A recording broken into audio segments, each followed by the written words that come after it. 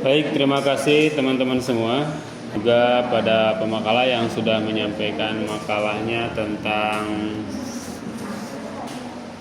licik, zolim, dan diskriminasi ya.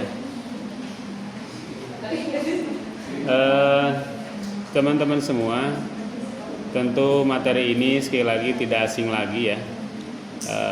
Tinggal bagaimana cara mengantisipasi ataupun sedikit demi sedikit mengamalkan ya, baik itu yang sifatnya terpuji dan menghindari sifatnya yang tercela gitu ya.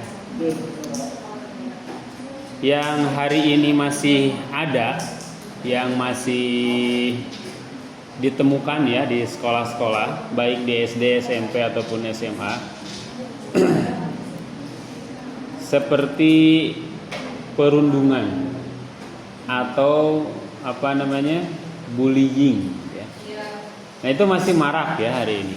Tidak bisa dipungkiri itu masih saja terjadi gitu sampai hari ini.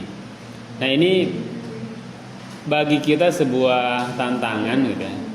Kita kan sudah tahu itu sudah sangat-sangat dilarang oleh agama. Bahkan ayatnya sudah jelas ya. Ketika kita memberikan ketidaknyamanan kepada orang lain, itu juga menjadi tanda bukan orang Islam. Seperti ada sebuah hadis, orang yang beriman kepada hari akhir, kepada Allah, malaikat dan hari akhir, itu adalah selalu menjaga lisannya, tangannya, dan keamanan dari tangan itu bisa diartikan dengan tangan itu sendiri. Bisa juga diartikan dengan tangan kekuasaan gitu ya, kekuasaan. Hari ini kan luar biasa gitu ya. Nah, oleh karena itu kita latih diri kita masing-masing supaya walaupun kita sudah terjun ke dunia ataupun ke lembaga apapun gitu ya, yang di situ tidak bisa dihindari ada hal-hal yang kontradiktif dengan prinsip kita misalnya, atau dengan keyakinan kita. Saya teh apal, ieu teh dilarang misalnya, atau ini teh jangan gitu. Tetapi karena kondisi memaksa untuk melakukan itu, ya jadi kapaksa gitu ya. Walaupun di hati itu berat gitu ya untuk melakukannya.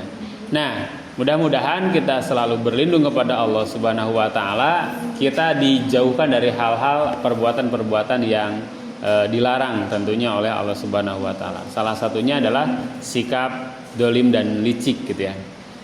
Kemudian bagaimana cara menghindari sifat-sifat yang tadi dibahas gitu ya, dolim, licik, dan diskriminasi. Di antaranya yang pertama, mengembangkan empati dan rasa keadilan gitu ya.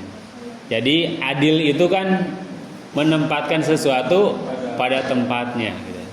Akhirnya soleh di kopeah ya, diteuneun dina tuur, zalim gitu. Karena bukan pada tempatnya gitu ya. Salah satu contohnya. Kemudian yang kedua, jujur dalam perkataan dan perbuatan. Ini yang sangat berat gitu ya. Misalnya yang sering masih ditemukan ya, dalam hal mencontek misalnya, atau dalam hal ya ngasih tahu tapi bukan pada tempatnya gitu. Kerulangan dikasih tahu gitu ya. Kita membiarkannya. Nah, itu juga membiarkan kezoliman gitu ya. Ketidakjujuran. Secara tidak langsung kita sedang melatih ketidakjujuran gitu ya. Lebih baik nilai 90 dengan jujur daripada nilai 80 dengan tidak jujur gitu ya. Setuju atau setuju? Iya, gitu. Iya, makanya tanamkan itu gitu ya. Bahwa semua orang memiliki kemampuan yang pasti bisa gitu ya untuk melakukannya. Hanya tadi tidak pede itu ya. Kemudian yang berikutnya, menghargai perbedaan. Ya wajar gitu ya. Ketika kita satu geng misalnya, pengennya kan nilainya sama gede-gede semuanya gitu. Kalau misalnya satu geng ada satu saja yang beda, kenapa saya nilainya 100? kamu mah 90. Nah, itu akan ada kecemburuan gitu ya. Tetapi ketika sudah dibuktikan dengan adanya berkas misalnya diperlihatkan, maka itu tidak akan bisa ya mengelak gitu, dan akan tetap mempertahankan nilai sesungguhnya bahwa itu diraih dengan benar-benar sesuai dengan kemampuannya gitu. Nah, di situ kita harus juga menghargai. Mungkin itu agak mudah. Yang susah itu ketika tadi ya sudah biasanya ada kejadian gini, yang ngasih contekan nilainya lebih kecil. Nah, itu yang ngenes gitu. Ini si eta teh dibere ku urang, tapi nah nilainya lebih gede, orang lebih leutik, padahal orang lebih apa. Nah, itu. Makanya jangan berbuat zolim kepada orang lain gitu ya. Nah, itu kan berbuat zolim lagi gitu ya ketika memberikan contekan di saat ulangan misalnya. Nah, maka harus perhatikan itu. Itu salah satu tugas kita dari hal-hal yang terjangkau oleh kita gitu. Karena kalau tidak seperti itu akan menjadi kebiasaan terus ke tingkat selanjutnya, ke SMP, ke SMA, atau bahkan ke tingkat-tingkat selanjutnya. Kemudian yang berikutnya, menyadari bahwa semua manusia memiliki hak yang sama gitu ya. Kalau di kelas kita kan di sini alhamdulillah sama gitu ya. Tidak ada perbedaan secara kesat mata gitu ya.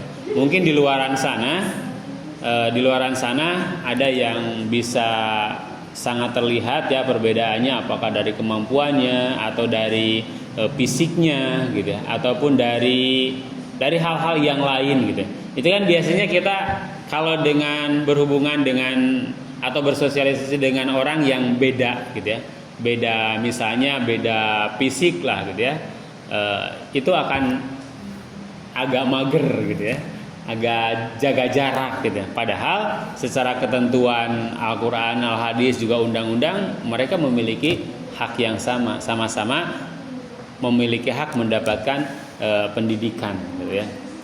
Nah, biasanya di sini mereka ataupun peserta didik mulai ada bibit-bibit bullying gitu ya. Ih, siapa mah kitu teu sarua jeung urang, gitu. Langsung ya menyebar. Kemudian silih harewos. Tahu silih harewos? Ya, saling bisik membisikan gitu. Oh, jangan deketin si itu. Kamu deketin saya aja. Nah, itu mulai gitu ya. Nah, kita arahkan gitu ya bahwa semua peserta didik memiliki hak yang sama. Lalu apa peran sekolah dan keluarga gitu ya? Di antaranya adalah yang paling penting tentunya menanamkan nilai moral dan etika sejak dini atau pendidikan keluarga. Ini kembali ke moral, bukan balik moral. Ting pabelit jeung tunduh meureun ya. Jam-jam tunduh ya. Tadi si Cecep nanya doa tunduh gitu. Kumaha carana teu tunduh. Tetap kembali kepada pendidikan bagaimana di keluarga ya. Kemudian yang kedua, memberi contoh perilaku yang baik atau tauladan ya, tauladan. Nah, sudah jauh-jauh hari gitu ya, Rasul menyampaikan salah satu pendidikan yang paling berkesan sampai saat ini adalah tauladan ya, tauladan atau role model gitu ya, role model. Kemudian yang berikutnya membina komunikasi yang terbuka dengan jujur. Tadi ya, harus ada komunikasi ketika sesuatu terjadi di antara misalnya antara peserta didik yang satu dengan peserta didik yang lain, dikomunikasikan dengan orang tua. Banyak kejadian yang berantem itu peserta didiknya, yang lebih ganas orang tuanya gitu. Itu banyak ya, sampai ke jalur hukum gitu. Padahal kan biasanya anak itu 5 menit lah paling lama sudah akur gitu. Tapi orang tuanya kelas 1 kejadiannya kelas 6 itu masih ingat gitu ya. Nah, ini yang harus kita jaga sebagai pendidik, mendamaikan kembali atau menyatukan kembali selain peserta didik juga orang tuanya gitu.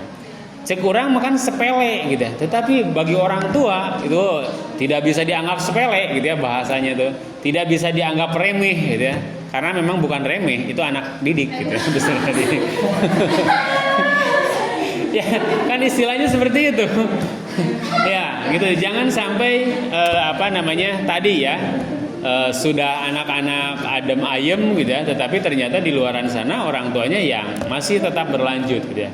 Nah itu, jadi kasih komunikasi dengan komunikasi yang terbuka gitu ya. Kemudian yang berikutnya, mendorong sikap paling menghargai di lingkungan sekitar. Nah ini ya, kasih pemahaman peserta didik itu supaya saling menghargai ya. Walaupun misalnya di kelas 2, 3, 4 masih tetap ada kasus bullying misalnya.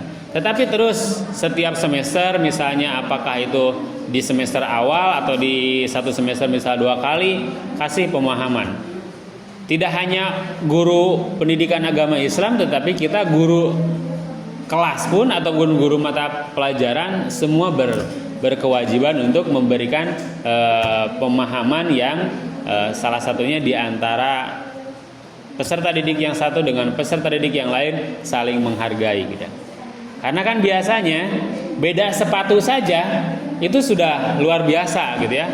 Atau beda tas saja. Misalnya si A tasnya pakai merek A gitu ya. Kemudian si B pakai merek biasa-biasa saja. Itu sudah jadi luar biasa gitu. Oh, nanti mah tasnya begini. Nah, itu harus dipantau, ditanamkan oleh kita bahwa apapun kondisi mereka itu harus dihargai gitu ya. Karena keinginan orang dalam tanda petik misalnya keadaan ekonominya kurang, sebetulnya kalau ditanya tidak mau keadaan seperti itu. Maunya itu ya serba ada, serba bagus gitu. Tetapi hanya itulah yang ada gitu, yang dititipkan atau mungkin baru seperti itu gitu ya. Nah, maka harus ditanamkan saling menghargai ya antara peserta didik yang satu dengan peserta didik yang lain. Baik, sampai di sini ada yang ditanyakan sebelum diakhiri atau disampaikan?